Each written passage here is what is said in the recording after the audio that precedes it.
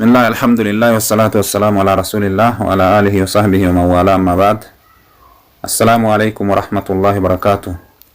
أكم جرتان يا أمة محمد بقى جراتني سنين جنة إن شاء الله تعالى دامسا توكو أسرتك أي كاو أكما بيتا نمني شفتن وقرتي رمضان نبهيتني جرا ربي نقرتني كا نمر الرأيوها كيبلو يجرى الراكا رمضان نبرنا كما توكو لبا أفوري في أفورتمي لما كيس جرا الحمد لله ربي أقرتك أسين نجه جتشو جرى الرامتكم توقف لبا أفوري في أفورتمي لما جر كنا فقرتني كتانو كأقرتي أفورتمي سديه كان أكمنا نمني بيكون جرو نمني بيكو إنجرو هدو نماتو هنكتي جتش على رمضان أما كيس جرو كنا ككيس دو إلين هدو لا كسينسات الرد دو إلين هدو لا كتشندرات دو إلين هدو لا كغلا إسات الرد دو إلين هدو لا kanaaf agartee rabbiin nagahan itti nu haa deebisu jedha. Dhaamsa tokko ka agartee isin fayyada jedhu lafa isinii kaa'uu barbaada. Qaamaa qalbiin na dhageeffadhaa duuba. Suni maali?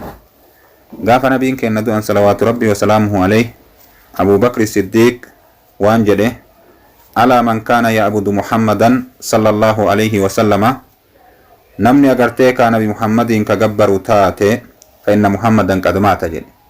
Nabi Muhammad dhugumatti du'ee jira jedhe. namni nabi Muhammad gabbartan Muhammad dhugumatti du'ee jira. waman kaana ya'budullaha fa inna allaha hayyun la yamut namni mootu rabbiin ka gabbaru taate rabbiin jiraataadha agartee hin du'u jedhe. Kanaafuu anillee asirratti wanni isiniin jedhuu barbaade man kaana ya'budu ramadaana faqad madaa namni mootu ramadaana ka gabbartan taate ramadaanni dabree jira. Akkuma biyya keenyatti illee yeroo hedduu dur darasaan agartee 30 jettee warra agartee guyyaa 30 callaaf rabbi gabbaru jechuudha. Ramadaanni yoo dhufe ka shayxaanni ni hidhama. Dargaggeessa fi dargaggeettiin manguddoo fi mangudduttiin masjiidatti wal gahan warri duriin salaanne ka masjiida rabbii quban qabne gaafa san masjiida rabbii akka inni jiru argan ijaanu. Kanaafuu agartee ka warri ramadaana gabbartan ramadaanni dabre namni rabbi gabbartan immootu rabbiin hin du'u hin dabru jiraataadha duuba. Naamsi kama abbaan bakrii gaafas dabarsisan.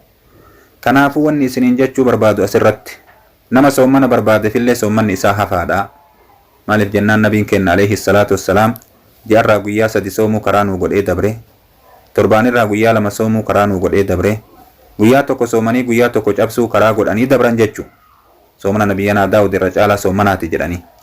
Namni soomanuu barbaade baatiin Shawwaalaa ka amma keessa jirru kun illeen namni agartee ka guyyaa 6 isaan keessatti duratti ta'ee boodatti ta'ee walakkatti ta'ee soomanuu danda'a. Namoonni gariin agartee haasawa adda addaattu as keessatti gaafiin agartee dhidhihaatu hedduudha. Guyyaa jalqabaa sayyoon eegaliin agartee Shawwaaliin soomanuun hin danda'amu jedhanii akkamii waan akkanaa kanniintu jira. Shawwaaliin soomanuun ni danda'ama haga agartee baatiin Shawwaalii kun nama jalaan baanetti gaafni nama jalaa ba'e qadaallee kafaluun hin danda'amu dabre Shawwaal nama jalaa. Garuu baatii kana keessatti soomanuu dandeetta yeroo feeteen keessatti jechuudha. Yoo feete har'a soomantee bor jidduu oltee iftaan soomanuu yoo feete har'a soomantee torbaan tokko booda itti deebitee soomanuu akkuma goote godhi jaha callaan sirraa haa argamu. Akkana jedhan ulamaa'iin. Kanaafuu agartee soomana keessanirraa karaa adda addaatiin uf hin qabinaa isiniin jenna. Namni agartee kaa baatii Shawwaalii kana bulii jaha soomanuu dandeettanii soomanni sunnaadhaa hisaaban qabu duuba. Nabi Muhammad immoo soomanuma sunnaa kanaa galata isaa yeroo nuu himan waan jedhan hadiisa sahihaa riwaayaa imaamu agartee Muslim baaseen keessatti man saama yawman fi sabiilillah ba'ada Allahu wajhahu anin naari 70 kariifan jedhan. Namni guyyaa tokko karaa rabbii keessatti soomane karaa rabbii jechuun kun xaa'ama rabbii irra jiraachuudha jedhan Sheekh Useymiin fa'aalehi rahmatullah.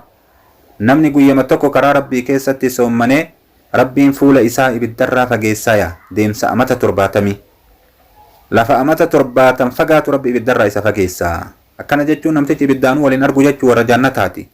Guyyaa tokko cacallaa namni soomane jechuu karaa rabbii keessatti. Man saama yawman fi sabiilillahi jedhan nabiin kenna alayhi salaatu wassalaam. Kanaafuu agartee soomanni sunnaadhaa darajaa guddaa namaa qaba.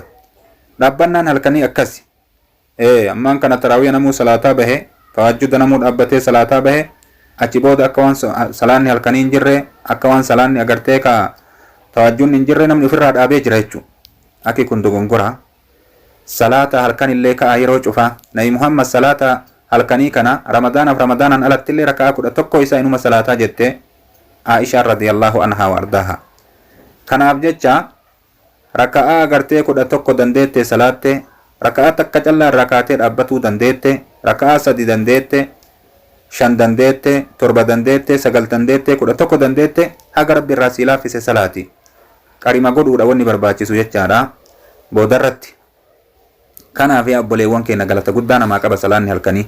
nabiin keenya eega salaata waajibaati salaanni irra jabaan salaata halkaniiti jedhan. hadiisa biraa keessatti nabi muhammad ayyuhan naas afshu salaam wa atimu ta'aam wasilu al-arham wasallu billayli wannaasu niyaam aw kama qaala sallallahu alayhi wasallam. tadkhuluuna aljannata bisalaam jedhe nabiin alayhi salaatu wassalaam. kana jechuun akkami?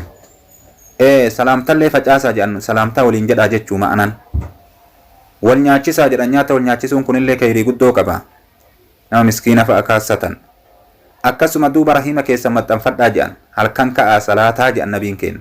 tadkhuluuna aljannata bisalaam jedhan akkanumatti nagahumaan seentanii jedhan jannata rabbii alayhi salaatu wassalaam. nabiin akkana jedhan dhamsa nabii keenyatti yaa obboleewwan keenya akkasitti jabaadha. hadiisa biraa ka sahihaa keessatti nabi muhammad yeroo dubartootaaf agartee hadiisni kun hedduu dubartii ilaallata. nabi muhammad waan jedhan riwaayatan ibnu hibbaantu baase imaamul albaanii sahiha godhee jira waan jedhan إذا صلت المرأة خمسها وصامت شهرها وحفظت فرجها وأطاعت زوجها قيل لها ادخل الجنة من أي أبواب الجنة شئت. كان جاء النبي محمد عليه الصلاة والسلام. الله أكبر. ويا ملكي دبرتوتا خاصة نديس نكون أكملنا كما تشيس أكنا متوكوت. نبي محمد وان جاء ننتلي تكيو صلاة سيك واجبها شنان صلاة يو باتي رمضانك أكما كيس جروك نقوتي سومنتي ركون جرموتو دبرتين waan heeydin ji'a kana keessatti itti dhufuuf jecha guutuu soommanuu hin dandeettu haga tokko agartee isaa baasaniif soomman irraa ni dhaabbatti. ta guyyaa jaha agartee soomman irraa dhaabbattu jira, ta guyyaa sadi dhaabbattu jira, ta guyyaa torba dhaabbattu jira. akka adda addaatitti itti dhufa duuba. qadaa kan osoo hin kafallee soommanni kun itti deebi'a. rabbi sodaadha warri dubartoota. yoo waan ofirraa baasaa qadaa haga ramadaanni kun isinitti deebi'uun eegina. gaafa ramadaanni kun dhufe kun oofatu waan kanuma guyyaa cufa. akkanatti osoo an sanin baasiin kun dhufe akkamta waggaa guutuu namni akkamitti agartee osoo ofirraa hin baafne deynii rabbii jecha deynii namaatu namni agartee abbaan nama cinqee jennaan guyyaa lama ofirra bulchuu hin dandahani ofirraa kafalan. kuni deynii rabbiiti. deynii rabbii ofirra tursiisuun hin ta'u. ka azalli akka itti namatti dhufu hin beehin. ka nama si biraa dabru argaa ooltu guyyarraa guyyatti. ka kun agartee ka aksidantii makiinatiin kutu, ka kun akka rafetti hafu, ka kun agartee ka subhaanallah gaduma bahee agartee ka dhabata'u bifa adda addaatiin du'aa arguu jirtan dafxaa nama hatti akkamii uf amantanii agartee deynii rabbii qabattanii fuulduree rabbii dhaquu deemtan duuba. ofirraa baasa yaa obboleewwan keenya dafa ofirraa baasa. baatii shiwaal kan isinitti hin dabrin abbaan rabbi laaffiseef du'a akka duuti dafxaa heddummaataa jirtullee ni agartanii. yeroo bal'aa kana guutuu keessatti osoo hin kafalle ramadaanni kun namatti deebi'u jechuun ta'azalaan jidduu kanatti osoo hin kafalin dabarte bifa kanaan yoo ilaalle maalaa hadda walaa hisaab wallakkaanii keessaa bahanii miti. ka warri isiillee quba qabaatee irraa kafaluu hin dandeenye jechuu yoon. kanaaf bifa kanaan agartee nabiin keenya waan ja'allaala dubbii haga jabaattu. إذا صلت المرأة خمسها وصامت شهرها وحفظت فرجها وأطاعت زوجها قيل لها ادخل الجنة من أي أبواب الجنة شئت. أكن إسين جاني جان نبين كين تلي تكيو صلاة شنان صلاة باتي رمضانا كم كيس دبري كان يو سومنتي أكما سندوبا غرتي كا قام إسي كسالة حرام الرايوتي فتزين الرايت شادا جارس إسي يو قالي غوتي تولي يو جتي والربين قالي غود آجرين كيست وان حرام كيست قالين غودن وان حلال كيست قالي غودن ملي yoonni farshoo dhugi farshoo dalagi jedhi farshoon dalaganiif yoonni soomana agartee waajibaa kana cabsi namaan jedhen cabsan waan shari'aan karaa goote keessatti qaalii godhan malee waan shari'aan haraam goote keessatti qaaliin godhan. yoonni dhiira harka fuudhisiin jedhe harkan fuutu fakkeenyaaf kuni haraami. duuba yoo akka kana dalayde yoo soomana baatii agartee salaata shanan salaattee soomana agartee kaa soommantee qaama isii kasaala haraam irraa tiifattee akkuma san duuba jaarsa isii qaalii goote guyyaa qiyaamaa huloolee jannataa 8 irraa tafeete seeni jedhaniin. qiila lahaa idkulil jannati min ayyi abwaabil jannati shi'iti. akkana isiin jedhamaa jedhe nabiin keenya alayhi salaatu wassalaam. darajaa guddaa kan ofin hongessinaa yaa obboleewwan keenya. darajaa guddaa kan ofin hongessinaa warri dubartoota khaasatan dhiirtilleen akkasuma kanumaan isinitti dhaamaa sheersheer walii godhaa waliif dabarsaa wal dhaqqabsiisaa obboleewwan keessan biraan gaha.